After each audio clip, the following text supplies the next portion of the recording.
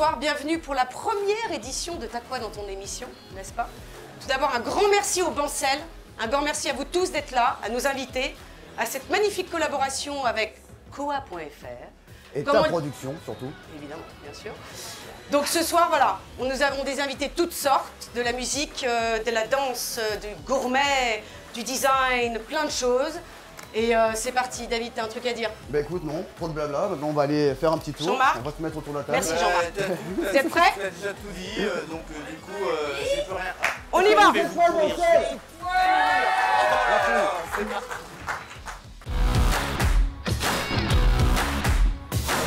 Alors bonsoir, pour commencer, baptême du feu, on reçoit Thomas de la marque 1083. Bonsoir. Pourquoi 1083? Alors 1083, c'est une marque de jeans et de baskets fabriquée à Romans que j'ai créée il y a 5 ans et qui symbolise la distance qui sépare les deux villes les plus éloignées de France. Et donc notre concept, c'est de fabriquer des jeans et des baskets à moins de 1083 km de nos clients. Et c'est fabriqué donc à Romans? Oui, principalement, enfin entre autres à Romans. Toutes les chaussures sont fabriquées à Romans. Et après, pour les jeans, on a plein de sous-traitants un peu partout en France. C'est une marque uniquement fabriquée en France. Tout ce que l'on fait est fabriqué en France et éco-conçu. Le but, c'est vraiment de rebâtir une filière, de montrer qu'avec des formes de distribution plus courtes, avec moins d'intermédiaires de distribution, on arrive à avoir des prix compétitifs et à créer beaucoup d'emplois. Puisque du coup, derrière chaque jean, en fait, quand un client dépense 100 € chez nous, il y a 98 € qui restent sur le territoire français et qui permettent de créer des emplois en France, notamment à Romans. Tu peux nous dire, un jean normal, mais combien de kilomètres avant d'arriver au consommateur? Alors un jean traditionnel fait à peu près 65 000 km entre le champ de coton et le magasin. Et nous, ça met à peu près 10 000 km. Sur ces 10 000 km, il y en a 9 000 liés au coton que l'on importe puisque ça ne pousse pas en France. Et les 1000 km qui restent, c'est la fabrication entre le tissage, la teinture, la confection en France. Donc déjà on divise par 6 à peu près le trajet que font nos jeans par rapport à un jean lambda. Et demain, on va diviser par 60 le nombre de kilomètres parce qu'en fait on travaille sur le recyclage des jeans. C'est-à-dire qu'on dit qu'il n'y a plus de coton en France. Et il n'y en a jamais eu pour la partie cultivée, c'est vrai. Mais si on considère le coton qu'il y a dans nos poubelles, il y en a des tonnes et des tonnes. Parce qu'on consomme énormément de vêtements. Et ces vêtements que l'on jette contiennent du coton. Et si on arrive à le recycler, ce qu'on est en train de réussir à faire, et ben demain on pourra utiliser du coton local aussi. D'accord. On sait que le jean aujourd'hui, pour avoir un jean délavé, il faut énormément d'eau. Et vous avez rentré une machine avec David, on a eu l'occasion de voir. Si tu peux nous en parler un tout petit peu de cette machine. Oui, en fait, il y a 4 étapes qui polluent dans un jean. La culture du coton, qu'on remplace demain par du coton recyclé. La teinture, qu'on fait en France avec des normes drastiques qui font qu'on consomme beaucoup moins d'eau. Les kilomètres, puisque ça parcourt le monde, habituellement un jean, et juste par le fait de la relocalisation, on divise énormément le CO2 émis. Et enfin, il y a tout ce qui est délavage, puisqu'habituellement c'est du sablage, c'est de la chimie, c'est beaucoup d'eau. Et donc on a investi dans une machine laser qui permet de brûler en surface le jean pour simuler une usure. C'est beaucoup moins nocif pour le jean, c'est-à-dire que ça l'use beaucoup moins, ça fait des effets très contrastés, donc c'est assez intéressant en termes de design. Et en plus ça ne pollue pas, puisqu'il n'y a pas d'eau, pas de chimie et pas de sablage. Ouais, ça utilise beaucoup moins d'eau quoi en fait. Beaucoup moins d'énergie en général. La petite question magique. J'espère que tu vas avoir de la chance. Passé, en tout cas. J'ai quoi comme passion? Alors c'est au singulier, malheureusement c'est au singulier sur la Si t'en as plusieurs, tu peux en avoir plusieurs. On va dire celle qui est la plus importante, peut-être mis à part ta créativité et toute la création que tu fais. Est-ce qu'il y a quelque chose d'autre aussi qui fait partie de tes passions? Ouais, moi je trouve que en fait c'est les gens mes passions. C'est-à-dire que... Mais nous aussi! Bienvenue au club, bienvenue au club. Ok, bah écoute, merci bien. Bah merci. On est perdu sur tout 1083. Bravo. Merci beaucoup. Deux jeunes hommes qui ont monté une boucherie. Jeune homme, t'es gentil! Il faut les mettre bien les invités, généralement, c'est pour mieux. Alors voilà. Messieurs, prenez un micro. Tiens, David, passe-lui ton micro.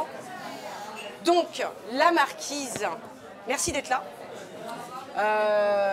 L'une des raisons pour laquelle vous êtes aussi là, c'est parce que j'ai eu la chance de vous découvrir et que vous avez déjà vous nous avez aidés et conçu pas mal de repas pour l'équipe et pour les fins de tournage qu'on arrive à faire de temps en temps. Donc la première question, c'est pourquoi ce métier? Comment vous en êtes venu à faire ce métier et cette collaboration? La Marquise étant une boucherie extraordinaire à Châteauvert. Dites-moi. Dites-moi. Donc, on s'est associé il y a une dizaine d'années. Alors, avec Frédéric, on est cousins, germains pour le coup. Ah, d'accord. Et on a eu cette idée de s'associer ensemble, Vendée à l'époque. Voilà, ça c'est vraiment. Tout a coïncidé pour que ça se fasse. Voilà, parce qu'il faut savoir que vous êtes donc une boucherie, mais qui fait aussi traiteur. Je crois que c'est toi, Dimitri, qui s'en occupe. Voilà. Et Fred, tu t'occupes de quelle partie hein? Bien. De la viande. Moi, je des os. Vos fournisseurs, je crois que vous êtes très pointilleux là-dessus, justement. Dites-moi un petit peu où est-ce que vous allez chercher certains de vos produits. Viande, on essaie de rester dans la région. D'accord. Donc après, surtout en ce moment, c'est le finger du Lézin. Donc cette fameuse viande de Bardèche D'accord. qui vient du plateau. Un plateau à ramener. Donc voilà, on essaie de faire des choses comme ça. Et puis même pour le reste, le cochon, ça vient cochon de plein air qui vient de la région de Romans. Après le veau, c'est du veau sous la mer qui vient de Bardèche. Voilà, on reste sur des choses du coin. Je voulais dire, est-ce que vous avez vu une évolution dans le métier du boucher? Voilà, jusqu'à aujourd'hui. Est-ce qu'il y a une autre façon de travailler Les gens sont de plus en plus pointilleux, ils ont raison, sur ce qu'ils mangent, sur ce qu'ils veulent. Il y a beaucoup d'émissions là-dessus, donc voilà, maintenant, le salutrité par exemple, tout le monde en parle dans les jambons. Les gens doivent faire attention voilà, beaucoup de choses, aux allergènes. Donc c'est vrai que les gens sont beaucoup plus connaisseurs et beaucoup plus Avertis. avertis. C'est sûr. Et c'est bien, c'est une bonne chose. Vous pouvez nous dire un petit peu ce qu'il y a sur ce plateau, justement, qu'on ait une petite notion, David, tu voulais... parce que David, il n'a qu'une envie, c'est d'en manger. Faut pas mettre de la que David. Ouais, vous mettez la charcuterie tous les jours. Après l'émission. Là, c'est la caillette qui est coupée en petits cubes. Après, tu as du chorizo, saucisson. Alors, saucisson, on en fait, là, ça ne sera pas le nôtre, parce qu'on a un Oui, mais problème vous de rotation. en faites maintenant, c'est ça. Un Hein. problème de rotation, on n'en a pas assez. Il faut qu'on continue notre rotation. Donc, saucisson, chorizo, il y a du jambon cru qui se trouve dessous là. Et ça, c'est quoi? Ça, c'est de la tête roulée. De la Tête roulée. Très light. De la tête roulée. tête hein. roulée. Qu'est-ce que c'est la tête roulée hein? C'est une tête de porc Ok. qui est cuite, coupée en morceaux, avec des petits pistaches et des cornichons. Allez, la question... Il y a des questions sympas. Hein. Ah bah tiens. Ah bah t'as la meilleure. T'as quoi dans ton... Ah non, c'était ta question. Eh ben là, bon courage pour la Vas-y, réponse. lis la question, s'il te plaît, Dimitri. Dans ton slip. T'as quoi dans ton slip? De l'originalité, tu peux dire ce que tu veux, tu vois. Je suis pas inspiré, mais bon. En tant que charcutier, un saucisson. Tu sais ce que t'as? Ah ben voilà. Il a fait la réponse pour moi. Ou un slip 1080. 3 km. C'est pas prévu les slips 1080. Merci. Merci les garçons en tout cas, et merci pour le plateau Et charcuterie. attention, parce que maintenant, après C'est pas tout de le manger de la design, la charcuterie. Ouais. mode, la nourriture, la bouffe, on passe à quoi? À la danse. Le sport. Et on bouge. Donc Vas-y. bonsoir Salsa Yeti. Bonsoir David. Bonsoir. Caro et Joseph. C'est ça. C'est ça. Jo, pour les intimes, il paraît. Pareil, ouais. Alors moi, vous êtes donc professeur de salsa, une musique latine. C'est ça, danse latine et tropicale. Voilà, alors justement, les Caraïbes. Alors, vous savez les Caraïbes, pourquoi salsa Yeti? Yeti, généralement, c'est pas trop les Caraïbes. Attention, Yeti, c'est pas chez nous. C'est Nous, Yeti. Yeti. Haïti. Haïti. Haïti, d'accord. Haïti, Ah parce bah voilà. que ça s'écrit comme ça en créole, c'est A-Y-I-T-I. Donc vous êtes professeur donc, de danse, de salsa, basé sur Romans. C'est ça. Exactement. Voilà. Exactement.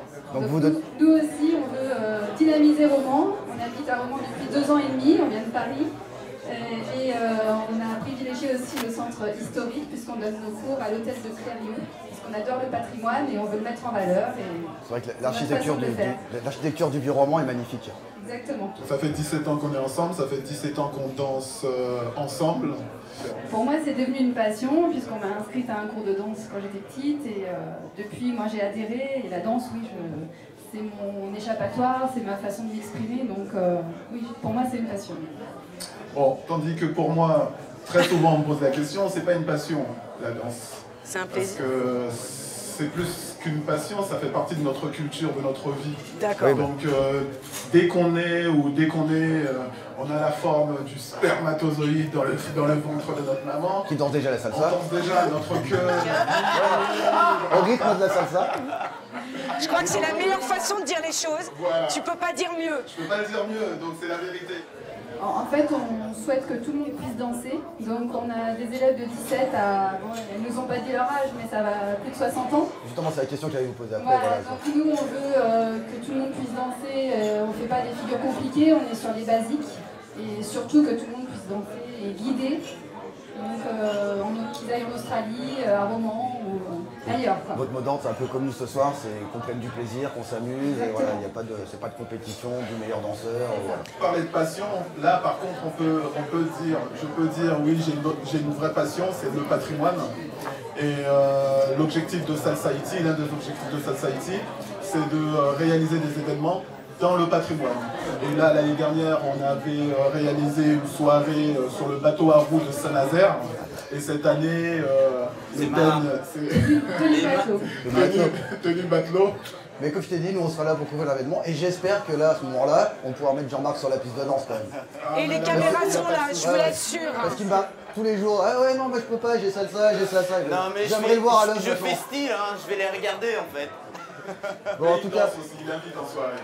Merci à vous. Vous êtes prêts à salsa ou pas? On est prêts, toujours prêts. Est-ce que vous êtes joueurs, une chacune? Chacun ou... Ah ils sont joueurs, Mais si, c'est dans ta nature, c'est comme la danse. Allez, vas-y. Pas tes lunettes, ça va être dur. Oh, le dossier. Thomas, t'as quoi de ton enfance? Ah. Un souvenir, un truc, un mot, ce que On tu en avait veux. parlé tout à l'heure, ton enfance. Comment ça va? Parce qu'il faut que je réfléchisse. Alors moi, c'est t'as quoi de plus beau? Moi, j'ai deux choses. J'ai Joe et Charlotte, ma petite. C'est beau. Magnifique. J'ai le compas. Le compas. Le compas. Attention quand tu dis compas. Oui, voilà, parce qu'on parle le professeur. Le compas, c'est une autre danse caribéenne. Le compas, c'est une musique haïtienne et c'est à la fois aussi une danse haïtienne qui se danse dans les grandes villes en général.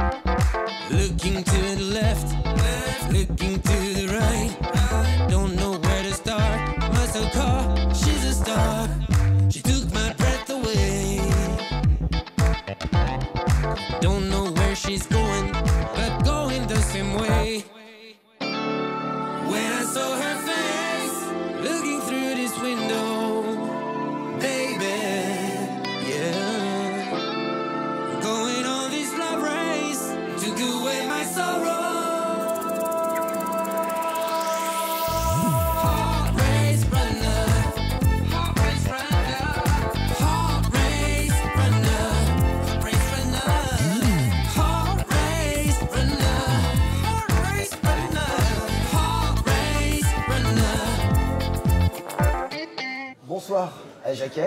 Bonsoir, David. Ou on peut t'appeler Mika aussi. Tu peux m'appeler Mika si tu veux. Ton vrai prénom.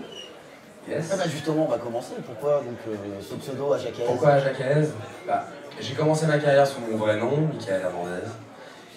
Et puis, au départ, je voulais changer, parce que c'est tellement commun comme nom, Michael Hernandez. Quand on tape dans Google Michael Hernandez, il y a 300 millions de réponses. Dont des serial killers. Dont le premier, c'est un serial killer. Donc c'est vrai que c'était un peu bon, tiré par les cheveux. Et puis, j'ai cherché. Et puis je me suis dit, voilà, KS, ça fait Michael Hernandez, KS et Aja.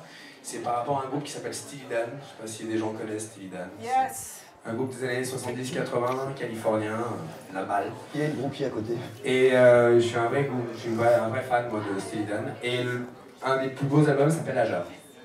Et je sais pas pourquoi j'ai pensé à Aja. Et voilà, Aja KS. Et ça sonne bien. Et ça sonne bien, et puis je l'assume, j'aime bien.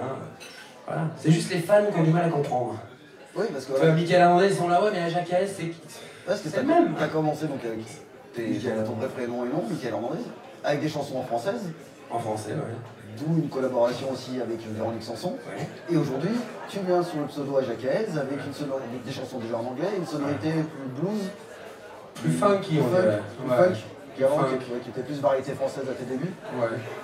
Mais j'aime toujours le mélange. Hein. Oui, mais pourquoi justement ce changement de... Ouais, parce que quand on est musicien, il faut explorer d'autres choses. Moi je sais que je suis un fan de Stevie Wonder, de Prince, toute cette musique-là des années 70-80, très funky. Donc mon premier album était en français parce que voilà, je voulais me développer en France et que ça me tenait à cœur aussi quand même de faire un premier album en écrivant des textes aussi en français, parce que c'est pas évident, donc il fallait quand même que je le fasse. Donc voilà, donc maintenant j'ai les deux, et puis ça se trouve les prochaines chansons seront en français, j'en sais rien, je vis selon mes inspirations, exactement. Juste pour une chose, je suis pas son manager du tout, mais il fait des chansons en espagnol aussi. Voilà. Ah oui, exact, on est en train de terminer un titre avec Fabien Koufache. Cathy Guetta. Oui, donc, déjà Fabien Koufache, donc DJ Valentinois, qui mixe de partout in the world. Un titre qui s'appelle Candela, qui est un titre, mais alors latino de chez Latino, et c'est un vrai kiff. Donc c'est pour ça que je suis assez éclectique, parce que entre les chansons françaises, les chansons espagnoles, variété, funky, je m'amuse. Musique latine. Exactement. On va passer donc à l'invitée suivante.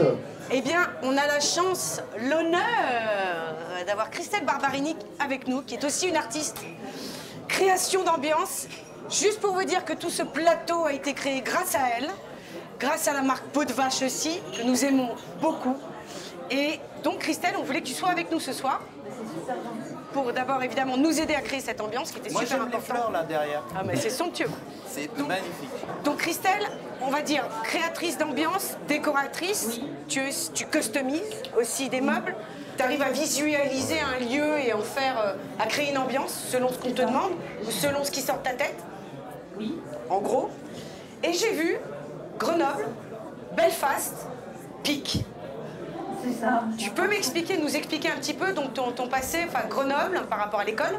C'est ça, par rapport à la fac, en fait, j'ai fait 2 années de fac à Grenoble et puis ensuite je suis partie en Irlande, à Belfast, donc en Irlande du Nord, quand j'avais 20 ans. Découvrir les métiers de l'hôtellerie et de la restauration à l'international. Donc j'ai travaillé dans des établissements, on va dire hôtels un peu luxe, à organiser des mariages et voilà. Donc j'ai passé un diplôme aussi là-bas et je suis rentrée 4 années plus tard, voilà. Et je suis rentrée chez Pic. Donc depuis quand cette passion est venue? En fait, ça c'est la décoration, ça a vraiment démarré chez Pic. En fait, je ne connaissais pas du tout ni l'univers de la fleur, ni l'univers de la déco. Ça a été vraiment un coup de foudre avec les fleurs, en fait. Ça a commencé par ça. De fil en aiguille, en fait, donc je suis restée 10 ans dans la maison Pic. J'ai eu la chance de faire des formations, d'aller sur Maison et Objets, d'aller faire du sourcing de produits pour les arts de la table, pour la chef, pour tout ça. Donc ça a été, 10 années passionnantes et super formatrices pour moi. Enfin, tu travailles le bois, tu travailles tout. Est-ce que tu as des produits qui sont quand même au départ des produits de prédilection, donc les fleurs? Les fleurs, mais je pense qu'en fait, je suis passionnée par la branche. La branche, oui. La branche en général. Donc c'est vrai que le bois et la forme d'une branche, je trouve ça juste génial. Je trouve qu'elles expriment des choses, elles sont élégantes, elles ont vraiment un truc. Donc j'aime aller ramasser des branches, les sélectionner, et ensuite les customiser, les habiller de différentes choses, de peintures, de fleurs. Comme on peut le voir ici, par exemple, tout à fait. Voilà, et puis après dans un décor, ça apporte une matière naturelle. Bon alors après il n'y a pas que la branche, quoi. Bien sûr il faut que ce soit un peu glossy, quoi. Il faut d'autres choses que juste le bois. Mais dans un décor ça amène, ça finit un décor en fait. Alors si moi en compte particulier, si j'ai envie que tu décores mon intérieur, parce que je peux te contacter et venir voir et te dire voilà, je suis nul en déco, mais j'aime bien ça, qu'est-ce que tu peux venir de voir? Bien sûr, l'idée ça va être de aussi voir ce que tu as chez toi, voir ce qu'on peut réutiliser, les pièces maîtresses, voir comment on peut les arranger et puis apporter des petits éléments de décor en plus de ça. Donc oui, tout à fait, avec plaisir. À toi. Allez, la question. T'as quoi dans ton... T'as quoi de neuf? T'as quoi de neuf? Un super atelier showroom où il faut venir voir. Ouais, super. Ça tombe très bien. Merci. Merci beaucoup Christelle. Angle. Le groupe Angle, comme ça qu'on prononce. Oui, tout à fait. Voilà. Donc, vous êtes jeune Dromois depuis pas très longtemps, il me semble. Vous êtes arrivé il n'y a pas longtemps. On est arrivé il y a 1 an et demi à peu près dans la Drôme. Voilà. Donc, vous êtes musicien par passion. Oui. C'est pas votre métier principal encore. En transition, on espère. Vous êtes d'où au départ, excusez-moi? D'un peu partout. Les origines, elles sont un peu toutes mélangées. D'accord. Mais avant d'arriver dans la Drôme? Juste avant, on était dans la Loire. D'accord. C'est pas trop loin non plus. Petite précision, donc vous êtes tous les deux dans la musique, vous êtes aussi ensemble dans la vie. Est-ce que c'est le premier projet que vous faites ensemble ou vous avez déjà collaboré sur d'autres projets avant? On s'est connus dans la musique mais avec deux groupes différents et là c'est le premier projet ensemble. Voilà, donc est-ce que vous pouvez nous décrire Angle, parce qu'en plus on vous demandait quel était le style musical d'Angle. C'est toujours compliqué de mettre une étiquette, je trouve, sur des styles. Donc déjà c'est un duo, on n'est que tous les deux. On va dire c'est de la synth pop futuriste. Ah, ça va bien, ça correspond bien. Synth pop futuriste. Donc vous allez sortir un album en mois d'avril? Le 7 avril, oui. 7 avril. C'est un album qui traite en grande partie de nos sentiments partagés, quoi, parce qu'on partage notre vie ensemble et la musique, etc. Donc la musique, c'est un moyen pour nous aussi de communiquer, de se transmettre des messages. Et on est aussi beaucoup influencé par le cinéma, mais ça peut être très divers aussi par la littérature, par la musique aussi. Alexis, il fait tout ce qui est composition, on va dire, musicale. Voilà. L'enregistrement aussi, le mixage, le mastering, de A à Z, c'est débrouille quoi. Il fait aussi mixage et mastering. Voilà. Et après, la partie texte et ligne de chant, c'est moi. Voilà. La composition, les synthés. Dans ce premier clip, on voulait illustrer en fait le passage de la vie à la mort en fait, et des derniers instants où on profite justement à fond en faisant des excès éventuellement. Enfin voilà, ça parle de deux corps qui s'entremêlent, qui se rejoignent une dernière fois avant de se séparer. C'est pour ça qu'on a aussi le passage du jour à la nuit, le passage de l'air, enfin quand on est hors de l'eau à immerger dans l'eau, il y a des plans justement sous l'eau. Donc voilà, c'était la volonté d'illustrer ce passage de la vie à la mort. Eh bien, on invite les gens à aller voir les clips, à écouter la musique surtout.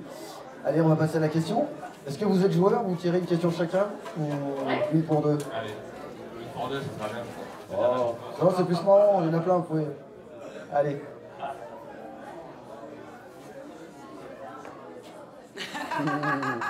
Comme ça, si tu tires la mauvaise question, c'est toi qui vas tout prendre. T'as quoi de nature? On va dire notre personnalité, parce qu'on se prend pas la tête. Et je pense que ça se voit dans notre premier clip où on est juste nous-mêmes, quoi. Et voilà. Bah franchement, c'est la meilleure réponse que tu pouvais donner. Merci à vous. Merci à Christelle.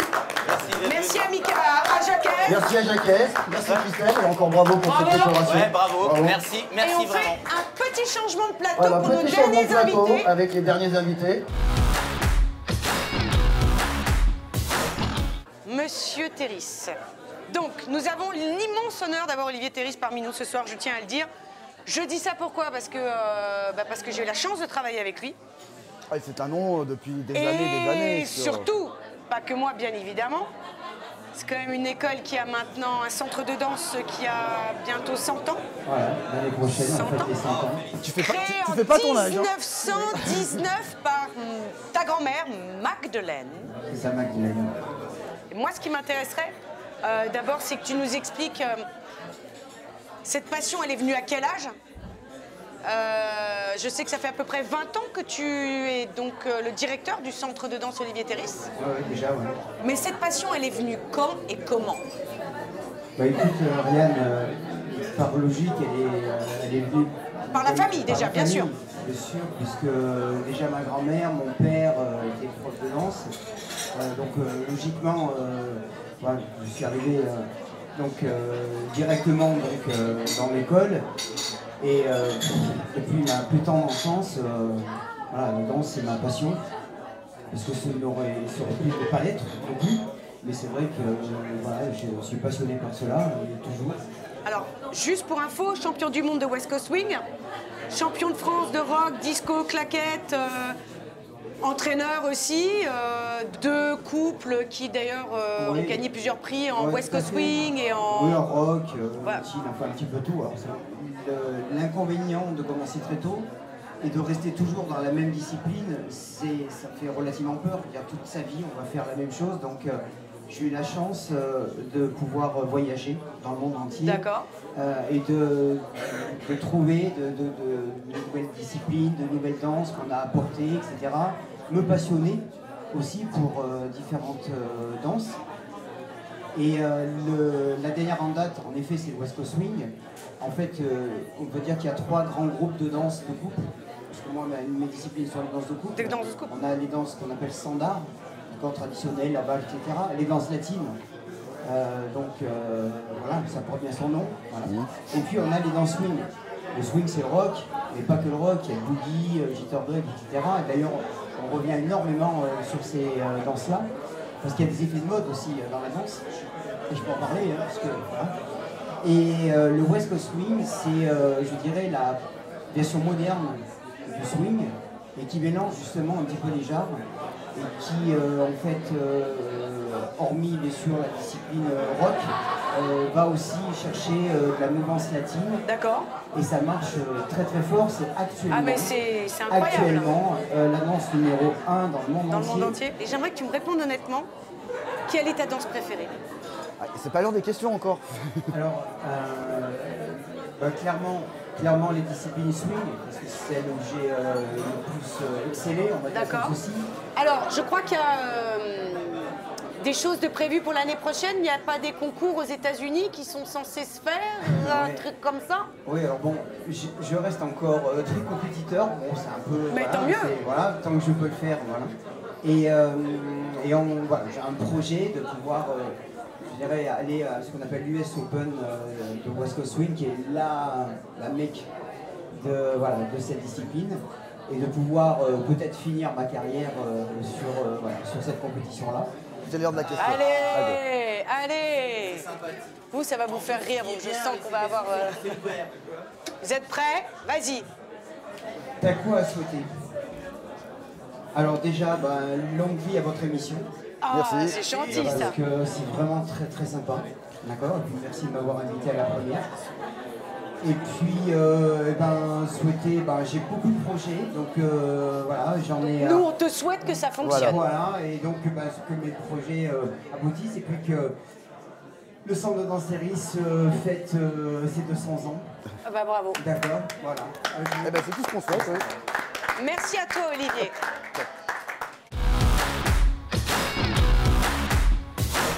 Et voilà, on a l'honneur de recevoir Arnaud, le président du club de hockey des Lynx. Bonsoir. Chose que peut-être pas beaucoup de Valentinois savent, nous avons un club de hockey à Valence. Exactement, excuse-moi. Vas-y, ils sont adorables. Ah, il faut là. Nous avons ici... Alors je suis venu avec mon escorte personnelle. Donc on va commencer par Colin qui joue en U13, Elliot qui joue en U15, et enfin Alix qui joue en U9. Moi, Elliot, je tiens quand même parce que franchement, les petits loulous, voilà, je te fiche la paix. Non mais voilà. t'as raison, c'est garde du corps, c'est bien.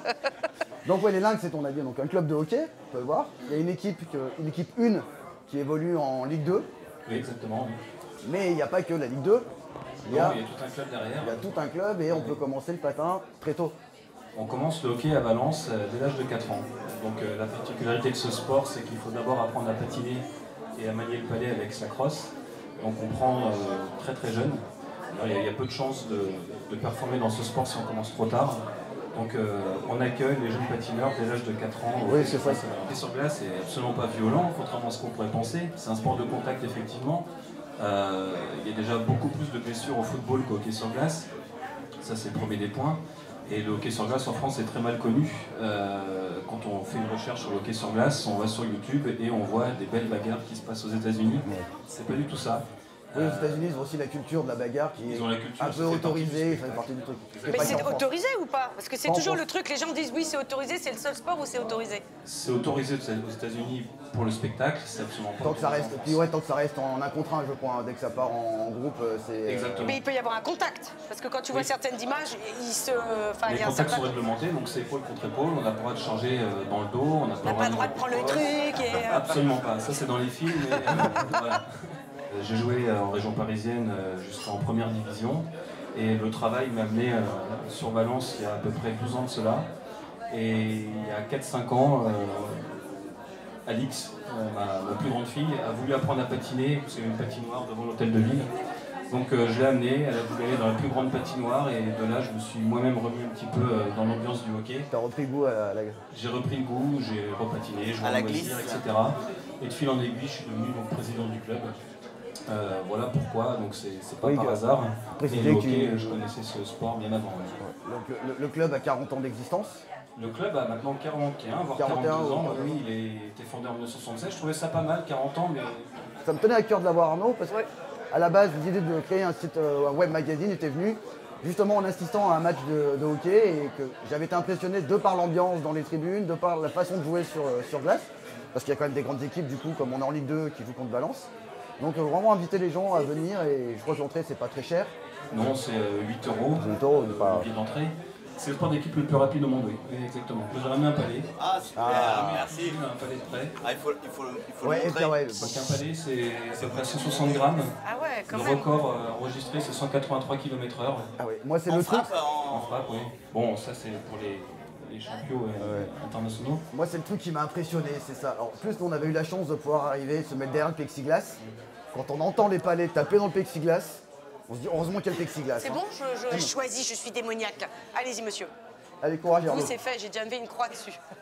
Je rigole. Trop facile. T'as quoi à voir? Tout simplement match de hockey à la patinoire. Bravo. Merci Arnaud en tout cas. Et puis comme on dit, go Lynx go. Go Lynx go, on partage la passion et on lâche rien. Main d'œuvre, vous êtes maroquinier, ça se dit? Français, vos ateliers sont sur Romans. Côte Jacquemart. Première question, jeune homme. Messieurs, à quel âge avez-vous eu envie de faire ce métier?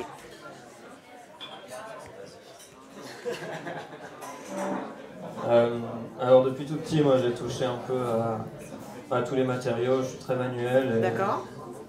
C'est pas spécialement la maroquinerie, mais c'est plus faire quelque chose de mes mains, façonner des objets, qu'ils aient une utilité aussi surtout. Moi c'est venu un peu plus tard, j'ai fait un peu des études de design et tout ça, direction artistique, machin, et puis au final je me suis assez vite rebranché sur l'artisanat et cette envie de faire des choses avec mes mains aussi. Et vous êtes rencontrés comment? On était tous les deux employés chez Claire Joly. D'accord. Donc dans la chaussure. On est formés en chaussure tous les deux. Quentin plus technique, moi j'étais au style. Et voilà, en fait on se connaissait pas vraiment là-bas, on s'est juste rencontrés, quelques discussions, puis on s'est dit allez on se lance ensemble. Alors main d'œuvre existe depuis? Ça fait 2 ans. Ouais. 2 ans. 6 mois à peu près qu'il y a nos amis qui nous ont rejoints pour eux développer leur projet textile. D'accord. Ils font des chaussettes en laine pour le moment, génial. Des écharpes tricotées sur des vieilles machines, très artisanales, sans même motoriser leur machine. Quoi. Alors on est tous les deux acteurs à tous les niveaux de la fabrication et du développement. Donc ouais, c'était vraiment un parti pris à la base de fusionner tous ces savoir-faire en fait, du design au développement, à la production, jusqu'à la vente.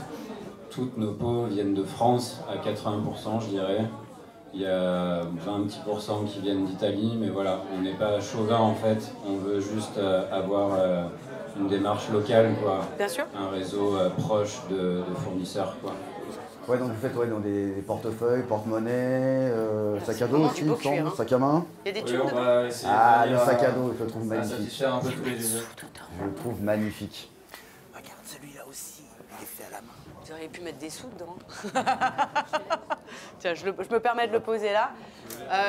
Le sac à dos, la qualité est assez extraordinaire, je dois dire. Et ce que j'aime bien, c'est cette simplicité de design, quoi. C'est vraiment pur, ah oui, c'est très, ouais. C'est superbe. Superbe, superbe. Ouais, du coup, là, c'est vrai qu'on a un espèce d'univers esthétique qui se dégage un peu globalement. Voilà, c'est très esthétique. Je trouve qu'il irait très bien, celui-ci, Ariane. Après, voilà, du coup, c'est notre première ligne et le but, c'est de développer un maximum de modèles, un maximum d'usages et d'aller dans tous les sens, je dirais, quoi. Et puis, ouais, du coup, le fait de côté artisanal, ça fait quand même des pièces limitées. C'est pas la production de masse. On fait une dizaine de pièces à la version, quoi. Donc voilà, au moins on achète quelque chose qu'on ne trouvera pas sur toutes les épaules ou dans tous les portefeuilles. Ce qu'on aime bien, c'est que c'est une matière vraiment vivante qu'on peut transformer de 1000 manières différentes.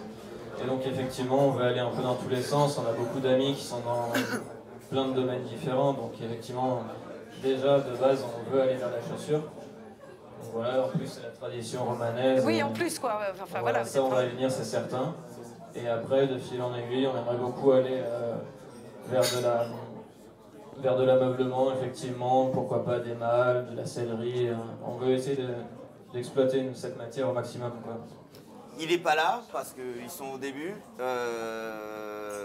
Guillaume, voilà, qui travaille avec vous, qui fait de la chaussette. Alors, apparemment, vous avez ramené quelque chose. Ouais. Voilà. Si on peut simplement voir ce qu'il fait. C'est globalement un projet textile. Génial. Et début septembre, ils ont récupéré une machine de 1890, une vieille machine à tricoter les chaussettes.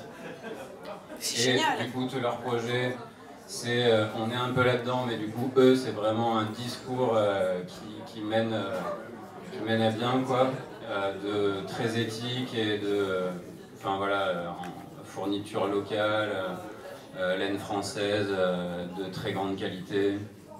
Et voilà. Allez, une chacun. Allez, choisis la croix. Je vous ai mis une croix. Une chacun. Tadam, tadam. Allez.